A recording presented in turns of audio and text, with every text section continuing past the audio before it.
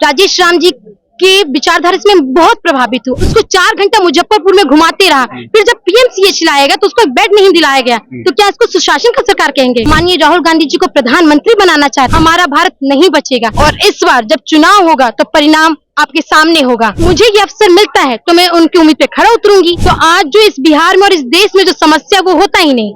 नमस्कार, आप देख रहे हैं सच टॉक और मैं आपके साथ सुधांशु शेखर। तो अभी हम कांग्रेस कार्यालय में सदाकत आश्रम में हैं और यहाँ पे मिलन समारोह और सामाजिक कल्याण की जो एक सम्मेलन का आयोजन किया गया था। यहाँ पे हमारे साथ हैं कशिश यादव, जिन्होंने अभी कांग्रेस ज्वाइन किया है।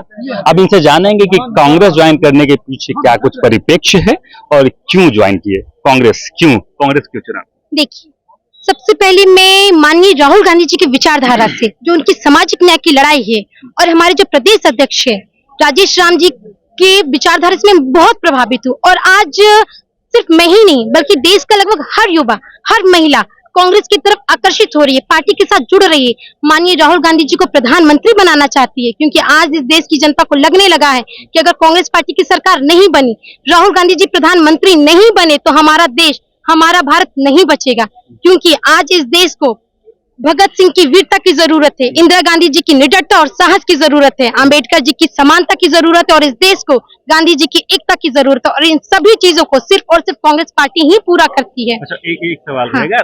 तरह तरह की बातें सामने आती है कांग्रेस को लेकर कि कांग्रेस की अभी स्थिति, जो वर्तमान स्थिति है, कई तरह के सवाल भी खड़े होते हैं। क्या आपको लगता है कि कांग्रेस के सहारे आपकी नैया पार लगेगी?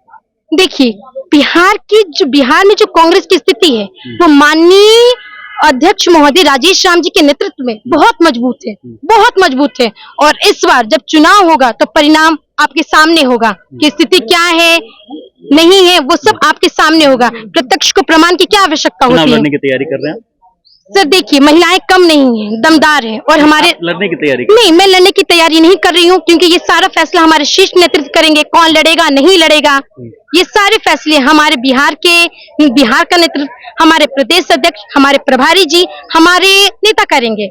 हाँ, नेतृत्व अगर आपके चेहरे पे दाव खेलते हैं कि आप चुनाव लड़ेंगे? अगर मुझे ये अवसर मिलता है तो मैं उनकी उम्मीद पे खरा उतरूंगी, बिल्कुल खरा उतरूंगी। हम लोग बहुत एकता के साथ, बहुत मजबूती से चुनाव लड़ेंगे। अच्छा, देखिए कि महिलाओं को लेकर जदयू लगातार बातें करती है, महिला सशक्तिकरण को लेकर, महिला उत्थान को लेकर, और लेकिन फिर भी आप महिला हैं और कांग्रेस ज्वाइन की हैं। क्या नहीं लगता था कि कोई और भी पार्टी अब ज्वाइन कर सकते? देखिए, सिर्फ बातें करने से कुछ नहीं होता। अगर जेडीयू, नीतीश कुमार और भी जो दल हैं, अगर वो सिर्फ बात कर रही है और उसी से सारी समस्याओं का हल हो जाता, तो आज जो इस बिहार में और इस देश में जो समस्या वो होता ही नहीं। तो अगर वादे के साथ उस पर काम किया जाता, आश्वासन के साथ समुचित न्याय किया जाता, तो इसमें काबिलियत थी। क्या लगता है कि जदयू ने कुछ काम वाम नहीं किया है? वो तो आपके सामने है, वो बिहार की जनता, देश के सामने क्या काम किया है? बेटी बचाओ बेटी पढ़ाओ की बात करता है, लेकिन की सरकार है जदयू। कौन कहते हैं? मैं तो कहती हूँ कुशासन का सरकार है। सुशासन कहाँ से आपको नजर आता है? जो बेटी को इंसाफ नहीं दिला पा रहा है, बेटी को पढ़ने के लिए हम लोग घर से भेजते हैं और उसको न्याय नहीं दे पाता है, उसका वो शरीर घर पे आता है, तो ये कहाँ का न्याय है? कुर्की करवा दिया गया उसके घर का। मुजफ्फरपुर कांड की बात कर रहे हैं आप, वहाँ कुर्की हो गई, FIR हुआ, दबिश बनाई जा रही है, सरकार की तरफ से कदम उठाया। ये तो बात का है, जब उसको समुचित उपचार नहीं दिला पाई, वो तो बात की बात है। कुर्की करवाया, जब्ती करवाई, ये तो बात की बात है। जब उस बेटी को समुचित इलाज होना चाहिए तो वो इलाज नहीं दिला पाया, उसको 4 घंटा मुजफ्फरपुर में घुमाते रहा, फिर जब पीएमसीएच लाया गया तो उसको एक बेड नहीं दिलाया गया, तो क्या इसको सुशासन का सरकार कहेंगे? नहीं, इसको सुशासन का, इसको महिला को शोषित और पीड़ित करने का सरकार कहा जाएगा। उसके लिए उस महिला को, उस बच्ची को, 9 साल की बच्ची को उचित इलाज मिल पाए, इसके लिए हमारे कांग्रेस के प्रदेश अध्यक्ष माननीय राजेश राम जी को पीएमसीएच जाना पड़ता है, नारेबाजी लगाना पड़ता है। तो क्या हो रहा है? ये सब क्या हो रहा है?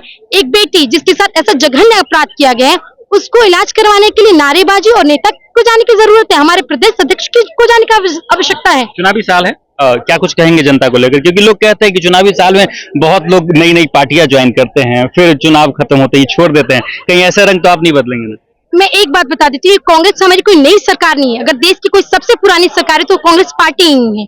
और मैं बिहार की जनता और देश की जनता से ये अपील करती हूँ कि माननीय राहुल गांधी जी के हाथ को मजबूत कीजिए, राजेश राम जी के नेतृत्व को आगे बढ़ाइए, और चुनाव में कांग्रेस, क्योंकि जो बिहार के लोगों का जो उज्जवल भविष्य, देश का जो उज्जवल भविष्य, वो कांग्रेस के हाथों में ही उसका निराकार हो सकता है। चलिए, तो चुनावी साल है और हर एक पार्टियां मिलन समारोह कर रही है और अभी कांग्रेस की सदाकत आश्रम में तो यहाँ पे मिलन समारोह हो रहा था और हमारे बगल में जो शख्सियत है इनका नाम है कशिश उर्फ कशिश यादव और इन्होंने आज ज्वाइन किया और अब देखते हैं कि महिला सशक्तिकरण की ये भी बात कर रही हैं, जदयू महिला सशक्तिकरण की बात करते हैं तो कौन पार्टी अब इस बार बेड़ा पार लगाएगी और कौन पार्टी पिछड़ जाएगी। हमको लगातार आपको ऐसी चीज दिखाते रहेंगे, हमारे साथ जुड़े रहें, देखते रहें सच टॉक का ये वीडियो आप लोगों को कैसा लगा कमेंट करके जरूर बताएं। साथ ही साथ अपने दोस्तों से शेयर करना इस वीडियो को ना भूलें और हमारा 25 लाख का परिवार फेसबुक पे है, फॉलो बटन पे क्लिक करके जो है आप उससे जुड़ सकते हैं।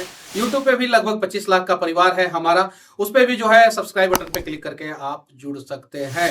साथ ही साथ इंस्टाग्राम और ट्विटर पे भी जो है आप फॉलो करना ना भूलें, तब जाके जो है आपको वीडियो का नोटिफिकेशन सबसे पहले मिलेगा। जय हिंद।